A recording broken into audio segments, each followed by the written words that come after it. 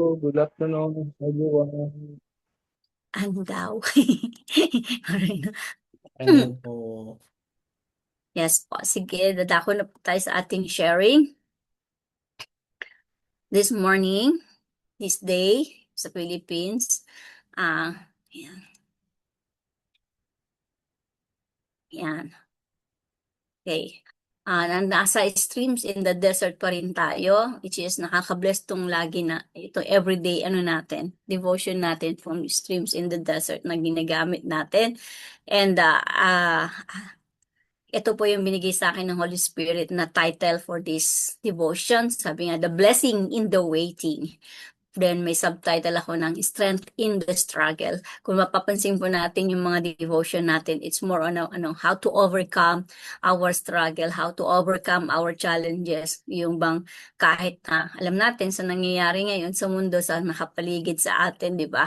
Na blessed pa rin tayo dahil alam natin yung life natin, it's from God, so iniingatan niya tayo, pinoprotektahan niya tayo. So taken from, today is June 9. Ayan, June 9, ang bis talaga ng panahon mo. Mamaya bukas, Pasko na. So, taken from Book of Psalm, chapter 37, verse 3. Sabi dito, trust in the Lord and do good.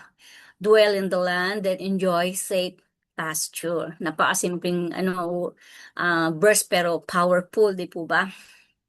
So, to proceed po, let me read you the story na alam ko, maantig din tayo dahil siguro na makaka-relate po tayo. So dito, sabi, I once met a poor woman who earned a meager living through hard domestic labor, but was a joyful, triumphant Christian. And another Christian lady, who was quite sullen, said to her one day, Nancy, I understand your happiness today, but I would think your future prospects would sober you. Suppose, for instance, you experience a time of illness and are unable to work, or suppose your present employers move away and you cannot find work elsewhere, or suppose, stop! Sabi ni Mercy cried. I cried Nancy. I never suppose. Gusto ko itong sinabi niyang, I never suppose. The Lord is my shepherd. I shall not be in want. Yung sa Psalm 23 to, di ba? And besides, she added to her gloomy friend, it's all that supposing that's making you so miserable. You better give that up and simple trust the Lord. Ulitin ko to, di ba ang ganda ng sentence na to? It's all that supposing that's making us miserable. We'd better give that up and simply trust the Lord. The following is scripture one that will remove all the supposing from a believer's life if received and acted on in childlike faith. Sabi rito, be content with what you have because God has said, never will I leave you, never will I forsake you. Favorite verse po natin yan, di ba? No? So, we say with confidence, the Lord is my helper. I will not be afraid. What can man do to me? Napaka-simpleng, sabi ko, napaka-powerful ng mga word ni Lord, di ba? The Lord is my helper. I will not be afraid. What can man do to me? Sabi sa Hebrew 13:5-6. Mahaba po yung patusin. Ito po yung galing kay Hannah with all Smith. There's a stream of trouble across my path. It is dark and deep and wide. Bitter than are the future hat when I cross its swelling tide. But I smile and sing and say, I will hope and trust always. I'll bear the sorrow that comes tomorrow. But I'll borrow none today. Tomorrow's bridge is a dangerous thing. I dare not cross it now. I can see its timbers sway and swing, and its arches reel and bow. Oh, heart, you must hope always, always. You must sing and trust and say, I'll bear the sorrow that comes tomorrow, but I'll borrow none today. The eagle that soars at great altitudes does not worry about how it will cross a river. Gandang ano, no? So, yun po yung devotion natin na pakaikli. Ano po ba yung sa ating, inirelate ko yung title ko sa ating verse natin na Blessing in the Waiting in Psalm 73. Sabi nga dito, the verse Psalm 37:3 offers a profound message of hope and assurance during times of waiting. Excuse me. It emphasizes the importance of trust in the Lord and the benefits of doing good. The verse reassures that those who trust in the Lord will dwell in the land and enjoy safe pasture, indicating a promise of security and provision. It also highlights a contrast between the fate of the wicked and the righteous, with the righteous inheriting the land and enjoying peace and prosperity. This verse serves as a reminder that God's timing is perfect and His ultimate judgment will prevail, rewarding the righteous and punishing the wicked. So, ito po yung all-in-all na connection natin para sa ating title na Blessing in the Waiting in dun binase sa verse natin in Psalm 37. So, ano po ba ang lesson natin dito sa ating devotion? So, ang lesson po dito is, God uses delays, pressure, and struggle to shape us, but not to harm us. Just like the emperor moth, alam po natin yung moth, diba? That must struggle through a narrow opening to strengthen its wings. We too, tayo, lalo na mga Christian, must pass through tight, painful, or slow seasons so that God can prepare us for the life He designs. Sabi natin, kala natin kapag meron tayong mga challenges, akala natin, Lord, nasaan ka na? Iniwan mo na ba ako? Lord, kailangan kita. Ang feeling natin, parang, Lord, natutulog ka na ba? Diba, hindi nga natutulog si Lord, 24/7 nga tayong binabantayan yan eh. 24/7 tayong pinoprotektahan. Diba? Pero, ang gusto kasi ni Lord, ayaw niyang nahihirapan tayo, ayaw niya nasasaktan tayo, ayaw niya napapasama tayo. Pero minumold niya tayo into his yung kailangan maging perfect sa paningin niya. Kasi hindi pwede yung tatalon or kaya yung bang nag-a-advance agad ng hindi natin dinadaanan yung basic. Para sa pag-aaral, kailangan dumaan mo na sa sa prep, elementary, high school, college bago makapagtrabaho, or else hindi ka makakapagtrabaho kung wala kang educational background, di po ba? So, dito tinuturuan tayo ni Lord na magtiwala sa kanya kahit na ano yung pinagdadaanan natin. Hindi naman niya inaalaw yung mga pangyayari or yung mga mangyayari, yung mga bagay-bagay na mangyayari nang wala naman siya doon. Nakaalalay pa rin siya ron. Tinitingnan niya lang kung paano yung faith natin is yung bang nakasurrender tayo sa kanya o yung in-entrust natin everything to him. Diba? So when we try to escape the struggle too quickly, or when we wish God would remove it, we may actually be asking Him to remove the very process that gives us strength, maturity, and spiritual capacity. Diba ang galing? So God's delay are not denials. Lagi nating naririnig to. Because His waiting seasons are not wasted seasons. His pressure is forcefully. May plano si Lord sa atin. Di ba sabi nga rin sa salita niya, God has a better, greater, and wonderful plan for our lives. Diba?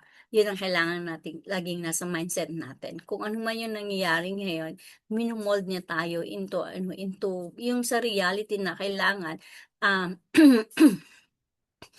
yung may basic, tapos merong intermediate, tapos ganun yung parang gustong mangyari sa atin ni Lord. Hindi pwedeng mabilisan, hindi rin pwedeng masunod yung gusto natin. Kasi sabi pa nga, nasa womb pa lang tayo ng ating mga nanay, alam niya na kung ano yung future natin, di ba? Nakaplano na yun. Sadyang natitigas lang ang ulo natin. Kaya naliligaw tayo ng landas. Pero kung diretso-diretso tayo, mararamdaman natin kung ano talaga yung process na gusto niya mangyari sa atin. Yung process na yung nagiging matured tayo in His way and in spiritually, yung sumusunod tayo sa Kanya, being obedient. And yung sabi nga is, being obedient is listening, following, learning, and growing, di ba ba? So, kapag ka nandoon yung marunong tayong sumunod, marunong tayong makinig, marunong tayong sumunod, natututo tayo, nag-grow tayo. Mas mahirap yung tumatanda tayo, excuse me, na wala naman tayong natututunan. So, mapagmamalaki natin yan sa mga anak natin, sa family natin, anak natin, mga apo natin in the future. Kasi alam natin meron tayong natutunan. Amen po ba? So, punta tayo sa takeaway natin. Meron tayo rito ang 5 takeaways. Number 1 is, struggle strengthens us. Just as the moth, yung kanina, yung sample ko, needed pressure to develop its wings, our trials are building spiritual muscle. Amen po ba tayo dito? Sabi nga is, the more na, kasi parang pagka nag-gym tayo, diba, sa physical health natin, kailangan nating i-build yung muscle natin para maging malakas tayo, maging strong tayo. Pero kapag gusto nating biglain wow, gusto ko agad magka-muscle, di ba maling process yung ganon? Kailangan little by little.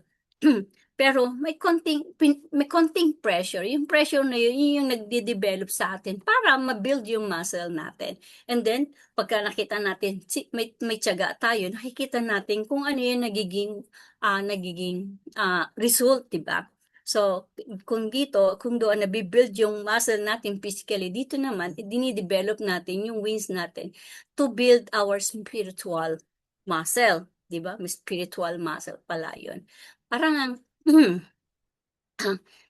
instant natin is not sa atin na tayo nagde-develop, kundi hinihingi natin yan kay Lord para, Lord, strengthen me, strengthen me. Kung para sa atin lang galing yung strength na gusto natin na tayo lang gumagawa, parang napaka-imposible nun kasi yung strength na yon kapag akala natin sa atin lang, tayo gumagawa nun, kalakas natin yun, oy, kaya ko to kasi malakas ako, pero hindi, kay Lord galing yan. Sabi nga natin, lahat ng gagaling yan kay Lord, hinihingi lang natin, di ba?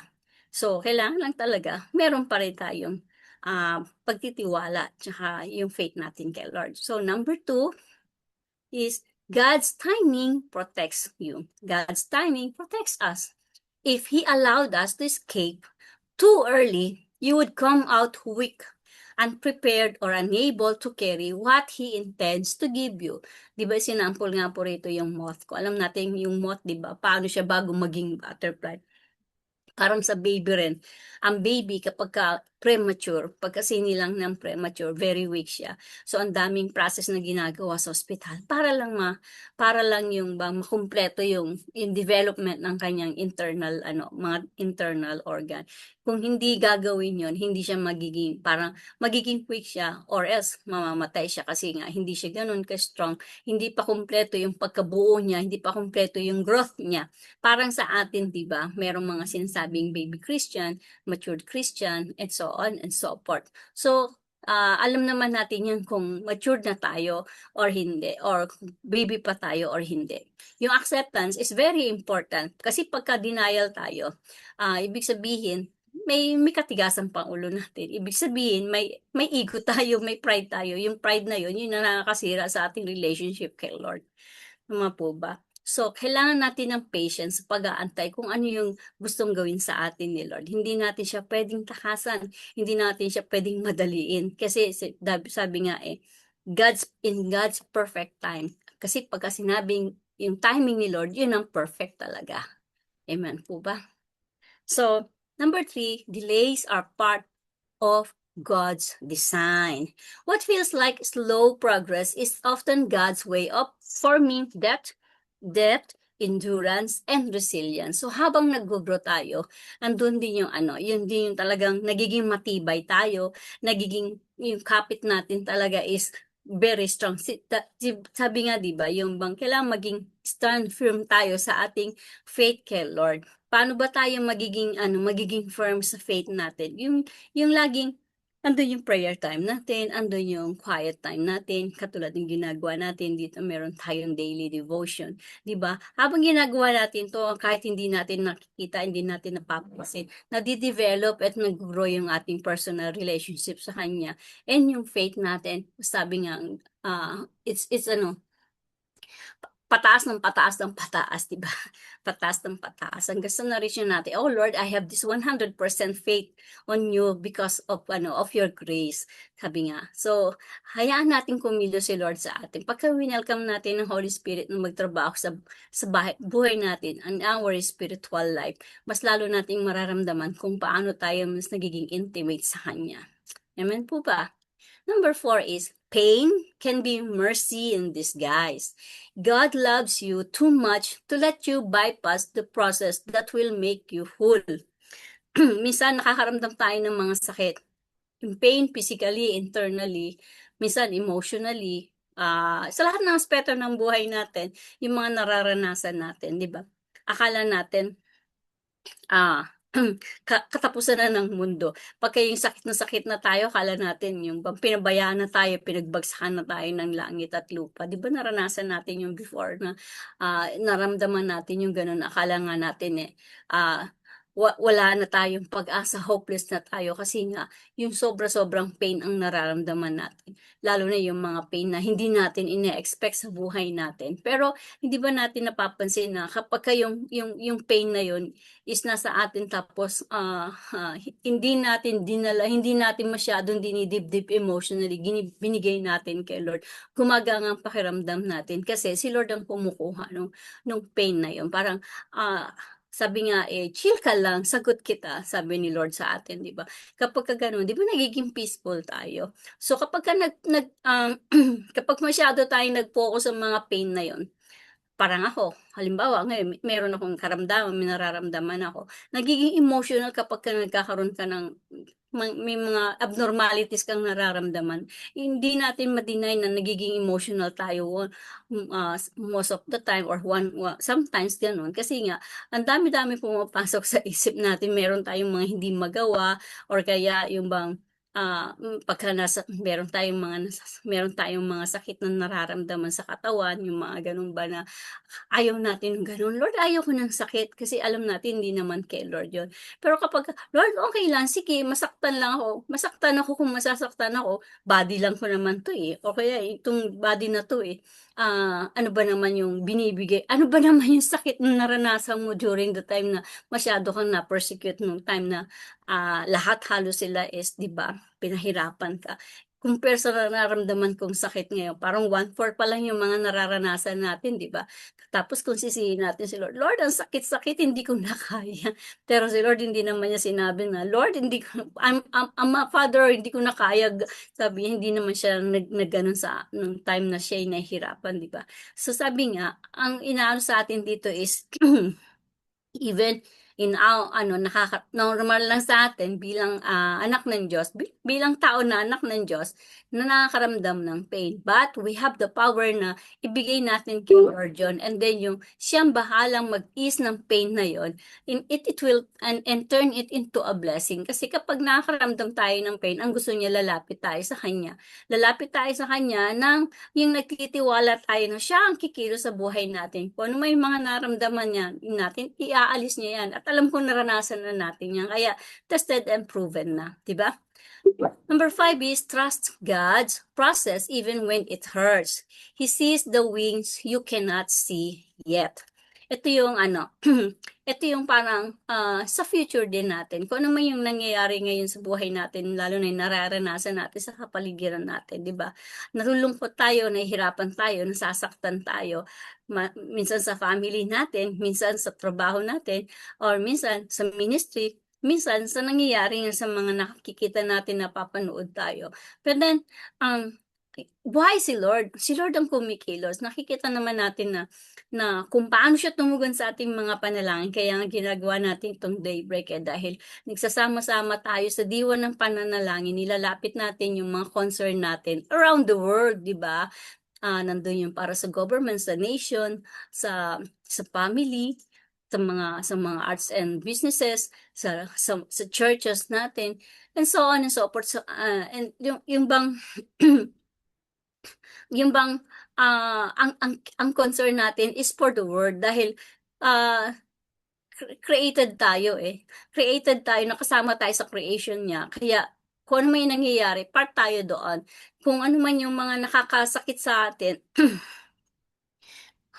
no, mas maganda yung nangyayari, nakakaramdam tayo ng concern, nakakaramdam tayo ng ano, because we care, di ba? Eh, maski naman sa mga pansarili nating buhay, sa pansarili nating ginagawa, sa family natin, lalo na sa ating sa ating ginagalawan, nakikita naman natin may mga hindi naman masarap yung buhay. Sabi nga, hindi naman tayo pinangakuan ni Lord ng masarap na buhay, kundi yung buhay na walang hanggan kapag kakasama na siya. Pero nandun yung process na mararamdaman at mararanasan din natin yung mga yan.